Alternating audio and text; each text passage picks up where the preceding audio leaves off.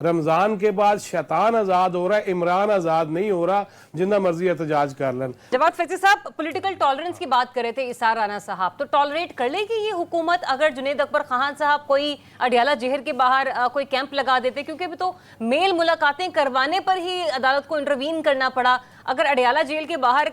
کوئی لگ جاتا ہے احتجاجی کیمپ تو پھر عید کے تینوں دن کیا مناظر ہمیں نظر آئیں گے؟ پہلے تو میں یہ عرض کرنا چاہوں گا، آپ نے 27ویں کی بات کی، یقیناً کہا گیا کہ ڈھونڈو لیلۃ القدر کو آخری عشرے میں طاق راتوں میں، اور 27ویں کی افضلیت اس میں زیادہ آئی ہے۔ لیکن اس کے ساتھ ساتھ یہ بھی ذہن میں رکھیے گا کہ صرف مسلمان ہی نہیں بلکہ ہمارے مسیحی بہن بھائی جو ہیں وہ بھی روزے رکھ رہے ہیں، اور ان کو بھی ہمیں شامل کرنا چاہیے کہ مل کے سارے صبر کا جہاں مظاہرہ کر رہے ہیں وہاں پہ پاکستان کے لیے دعا کرے، اللہ تعالیٰ پاکستان کو سلامت رکھے۔ اور یہ صبر جو بھوک اور پیاس کا ہے، کاش کہ جس طرح رضی صاحب بھی کہہ رہے تھے، پی جے میر صاحب بھی اور اسار رانا صاحب بھی، کہ یہ صبر ہمیں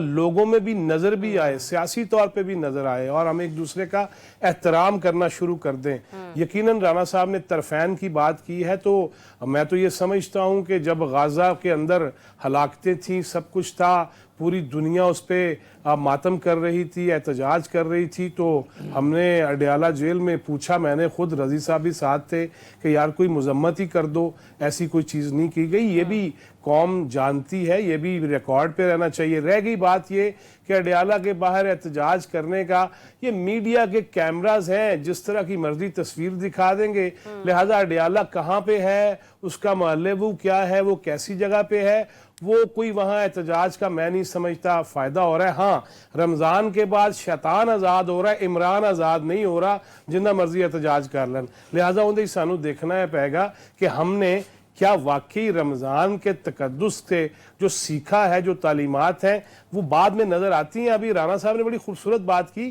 کہ یار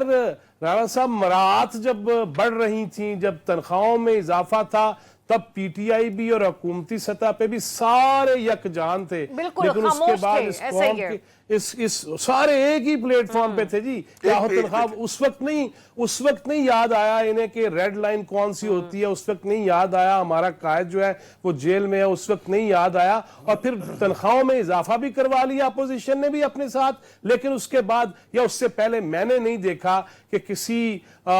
کسی بھی قانون سازی کے حوالے سے، پالیسی سازی کے حوالے سے سنجیدہ کاری کے ساتھ یہ بیٹھے ہوں، انہوں نے بیٹھ کے کوئی تجاویز دی ہوں، اس پہ کوئی اعتراض کیے ہوں، ترامیم لائی جائیں۔ اور جب 26ویں آئینی ترمیم تھی تو انہوں نے کہہ دیا جو مولانا دیا ترمیمہ نے ساڑیاں بھی وہی سمجھو۔ تو مولانا نے تو بتا دیا ہے پہلے ہی کہ ہم کسی کی تحریک میں کسی کے ساتھ مل کے کوئی تحریک نہیں چلا رہے، لہٰذا اب یہ جو سلسلہ ہے، میں سمجھتا ہوں کہ عید پہ اڈیالہ کے باہر احتجاج سے، آپ نے ذریعہ جیسے پہلے کہا نا کہ عید پہ اڈیالہ کے باہر احتجاج سے مجھے یہ لگ رہا ہے کہ پی ٹی آئی میں جو ٹوٹ پھوٹ ہے، جو گروہ بندی ہے، جو فارورڈ بلاک کی باتیں ہیں اور جو نئے گروپس کی باتیں ہیں، وہ زیادہ نمایاں ہو جائیں گی۔ خان صاحب بہرحال باہر نہیں آئیں گے۔ چلیں، یہ تو اب آنے والا وقت ہی ہمیں بتائے گا، لیکن ایک بات تو کہی جا سکتے ہیں کہ وہ جو کہا جا رہا تھا کہ ود ان رمضان ایک ایسا گرینڈ اپوزیشن الائنس جو ہے وہ قیام میں آئے گا جو کہ باقاعدہ طور پر احتجاجی تحریک کو لے کر آگے بڑھے گا۔ بہت سی باتیں، بہت سی خبریں اس سلسلے میں سننے کو ملی، لیکن فی الحال گراؤنڈ ریالٹیز اس کے بالکل برعکس ہے۔